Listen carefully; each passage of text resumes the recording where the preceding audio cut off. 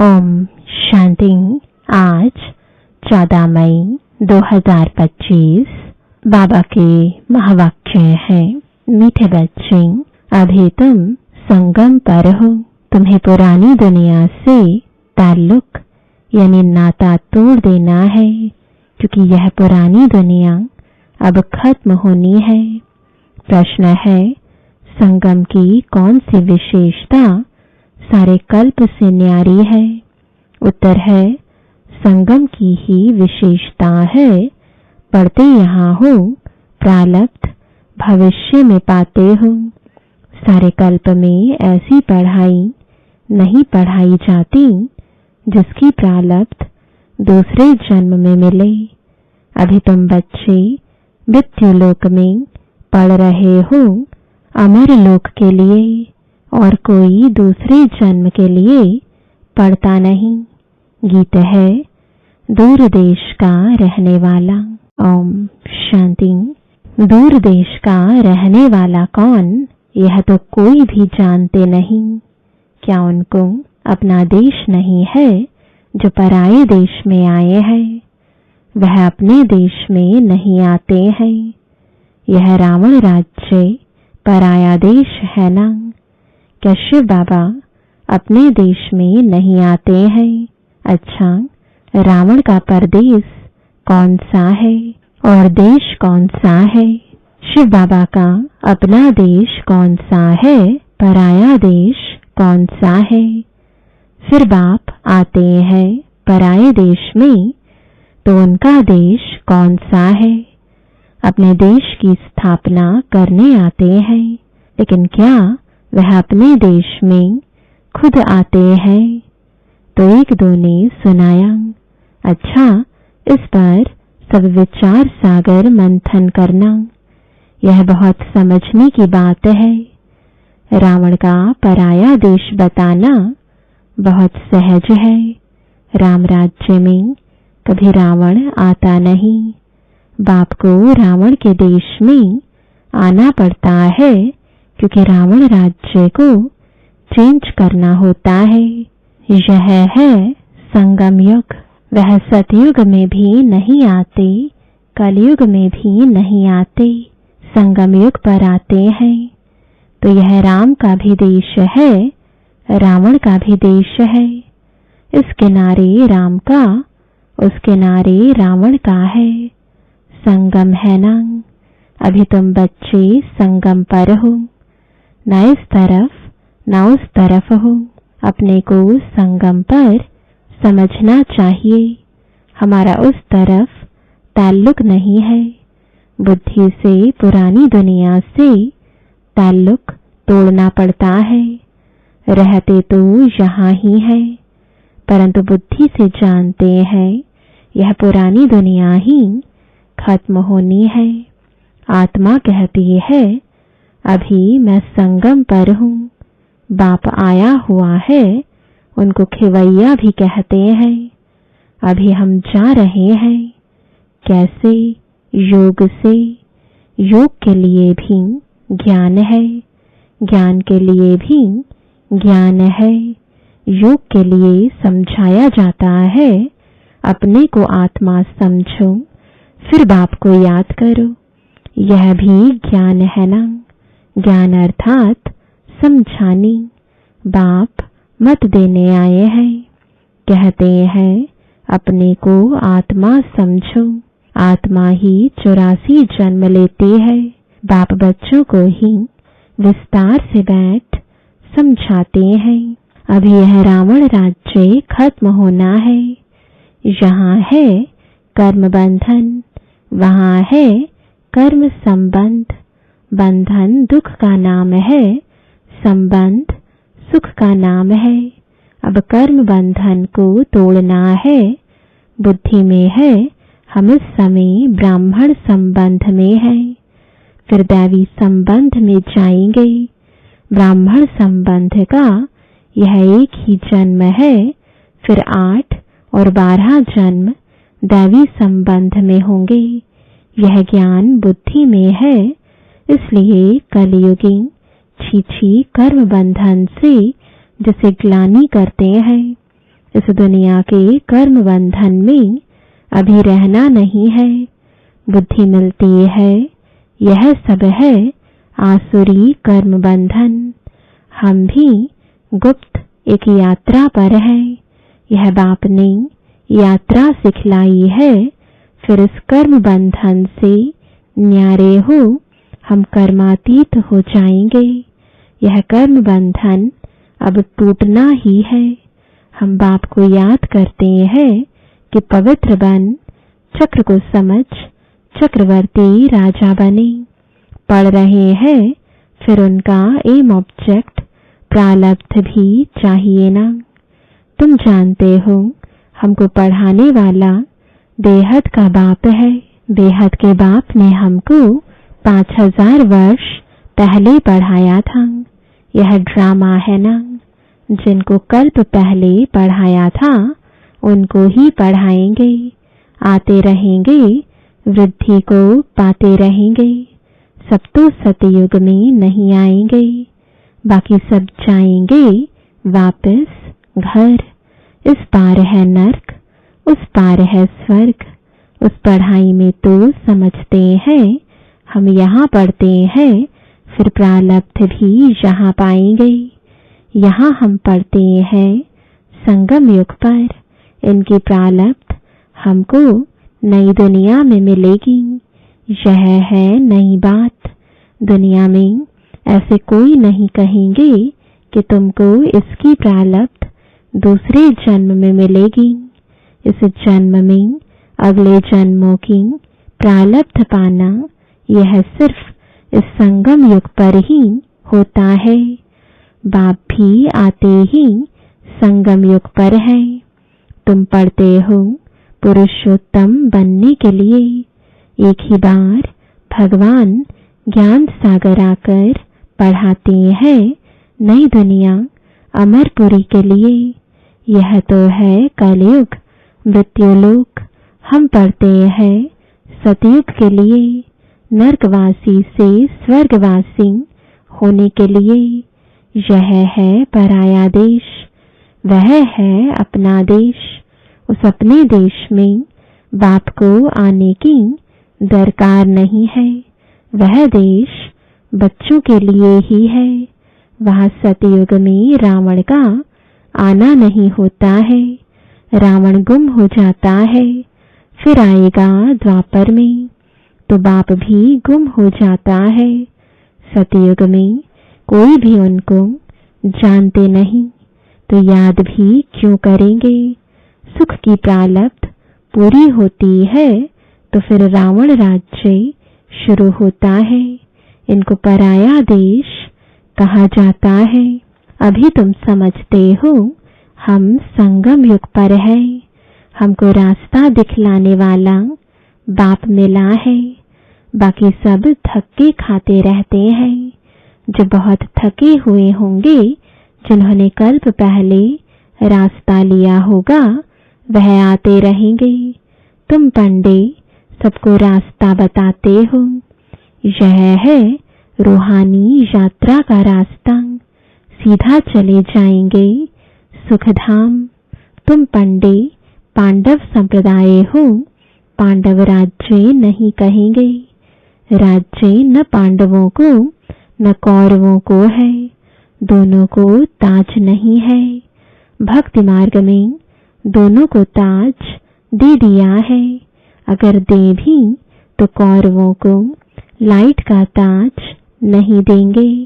पांडवों को भी लाइट नहीं दे सकते क्योंकि पुरुषार्थी है। चलते चलते गिर पड़ते हैं तब किसको देवें। इसलिए यह सब निशानी विष्णु को दी है क्योंकि वह पवित्र है। सतयुग में सब पवित्र संपूर्ण निर्विकारी होते हैं। पवित्रता की लाइट का ताज है। इस समय तो कोई पवित्र नहीं है। सन्यासी लोग कहलाते हैं कि हम पवित्र हैं परंतु दुनिया तो पवित्र नहीं है ना। जन्म फिर भी विकारी दुनिया में ही लेते हैं। यह है रावण की पतितपुरी। पावन राज्य सतयुग नई दुनिया को कहा जाता है। अब तुम बच्चों को बाप बागवान कांटों से फूल बनाते हैं। वह पतित पावन भी है, खिवैया भी है, बागवान भी है। बागवान आए हैं कांटों के जंगल में। तुम्हारा कमांडर तो एक ही है। यादवों का कमांडर चीफ शंकर को कहें, यूं तो वह कोई विनाश कराते नहीं है। जब समय होता है तो लड़ाई लगती है।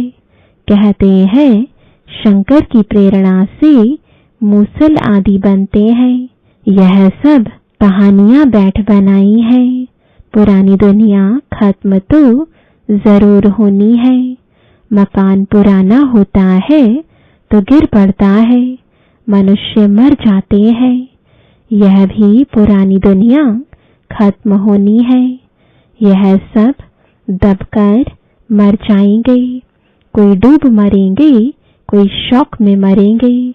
बॉम्ब आदि की जहरीली वायु भी मार डालेगी। बच्चों की बुद्धि में है कि अभी विनाश होना ही है। हम उस पार जा रहे हैं। कलयुग पूरा हो, सतयुग की स्थापना जरूर होनी है। फिर आधा कल्प लड़ाई होती ही नहीं। अभी बाप आए हैं पुरुषार्थ कराने। यह लास्ट चांस है। देरी की तो फिर अचानक ही मर जाएंगे। मौत सामने खड़ा है। अचानक बैठे बैठे मनुष्य मर जाते हैं। मरने के पहले तुम याद की यात्रा करो। अभी तुम बच्चों को घर जाना है, इसलिए बाप कहते हैं बच्चे घर को याद करो। इससे अंतमति सुगति हो जाएगी।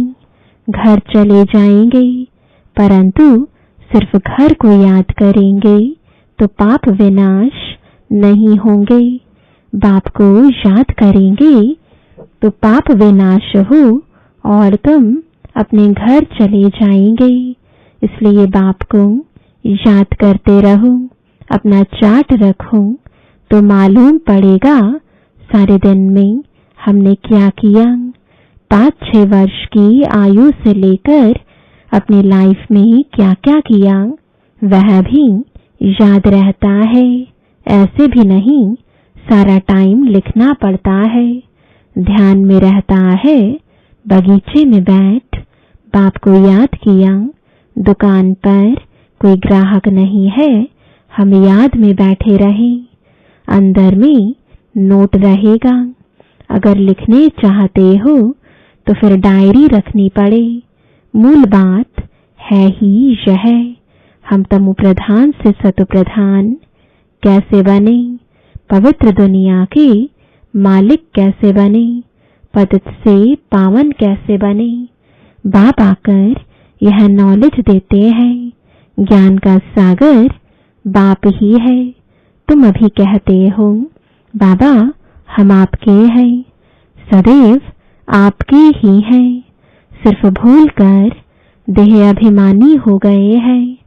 अभी आपने बताया है तो हम फिर देही अभिमानी बनते हैं। सतयुग में हम देही अभिमानी थे। खुशी से एक शरीर छोड़ दूसरा लेते थे। तो तुम बच्चों को अब सब धारणा कर फिर समझाने लायक बनना है तो बहुतों का कल्याण होगा। बाबा जानते हैं ड्रामा अनुसार नंबरवार पुरुषार्थ अनुसार सर्विसेबल बन रहे हैं। अच्छा, किसको झाड़ आदि नहीं समझा सकते हो? भला यह तो सहज है ना। किसको भी बोलो तुम अपने को आत्मा समझ बाप को याद करो। यह तो बिल्कुल सहज है। यह बाप ही कहते हैं मुझे याद करो तो विकर्म विनाश होंगे और कोई मनुष्य कह ना सके सिवाय तुम ब्राह्मणों के। और कोई न आत्मा को न परमात्मा बाप को जानते हैं।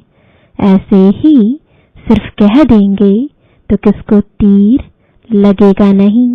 भगवान का रूप जानना पड़े।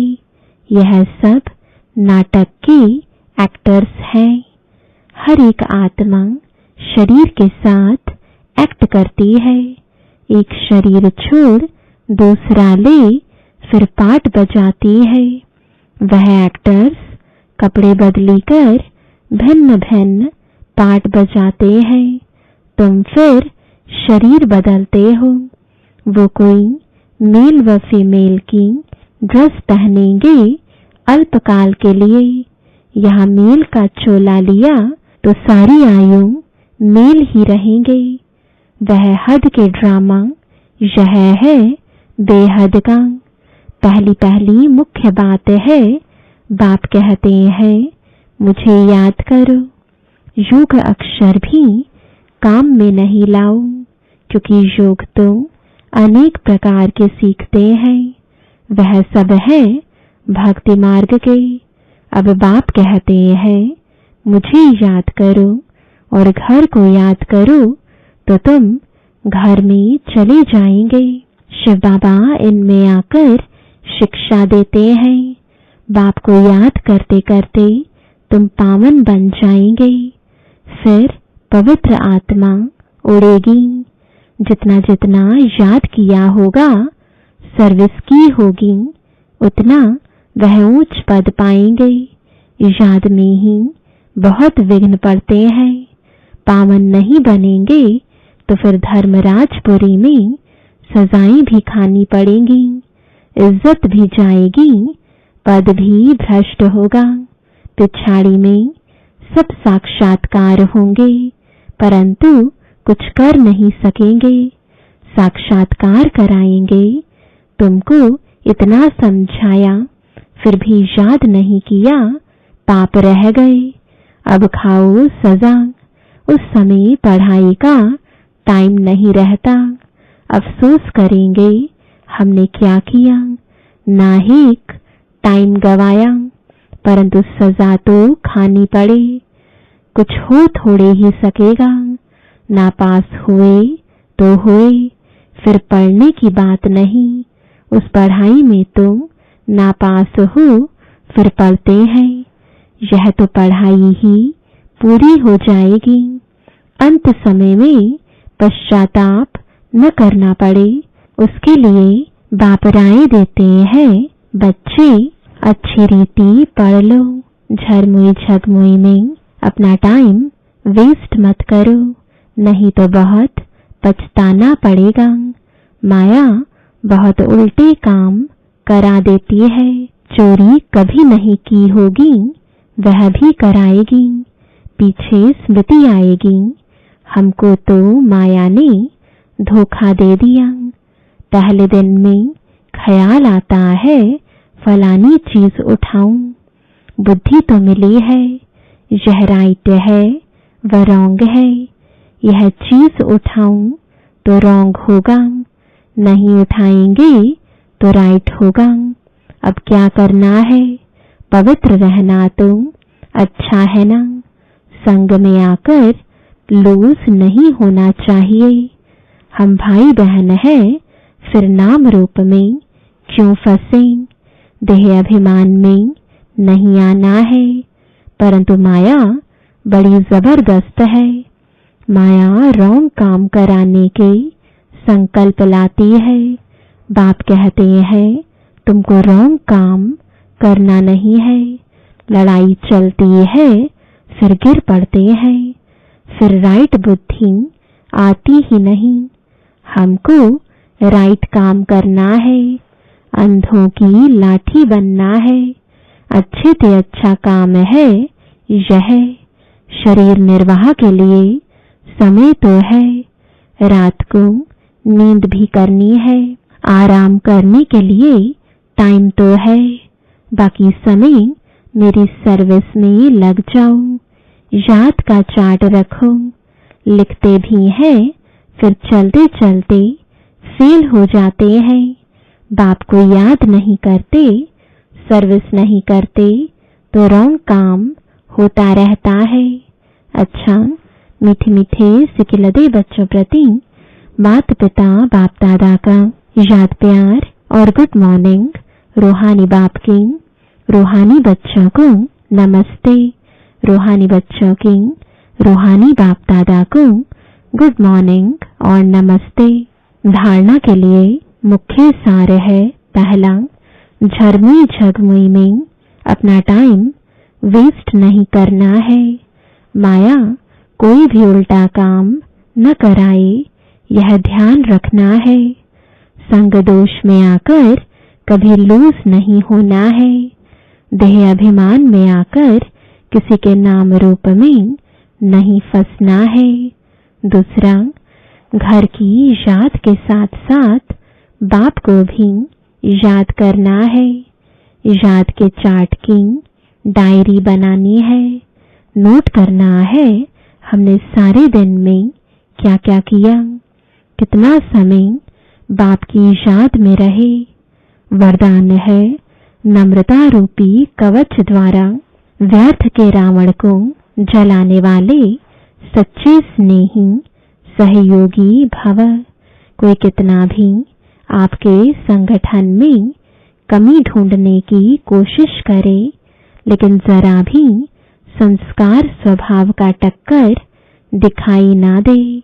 अगर कोई गाली भी दे, इंसल्ट भी करे, आप सेंट बन जाओ। अगर कोई रॉन्ग भी करता तो आप राइट रहो। कोई टक्कर लेता है तो भी आप उसे स्नेह का पानी दो। यह क्यों, ऐसा क्यों, यह संकल्प करके आग पर तेल नहीं डालो। नम्रता का कवच पहन कर रहो। जहां नम्रता होगी वहां स्नेह और सहयोग भी अवश्य होगा। स्लोगन है, मेरेपन की अनेक हद की भावनाएं एक मेरे बाबा में समा दो। आज का अव्यक्त इशारा, रूहानी रॉयल्टी और प्योरिटी की पर्सनैलिटी धारण करो। रूहानी रॉयल्टी का फाउंडेशन संपूर्ण पवित्रता है। तो अपने से पूछो कि रूहानी रॉयल्टी की झलक और फलक आपके रूप व चरित्र से हर एक को अनुभव होती है। नॉलेज के दर्पण में अपने को देखो कि मेरे चेहरे पर, चलन में वह रूहानी रॉयल्टी दिखाई देती है या साधारण चलन और चेहरा दिखाई देता है। ओम।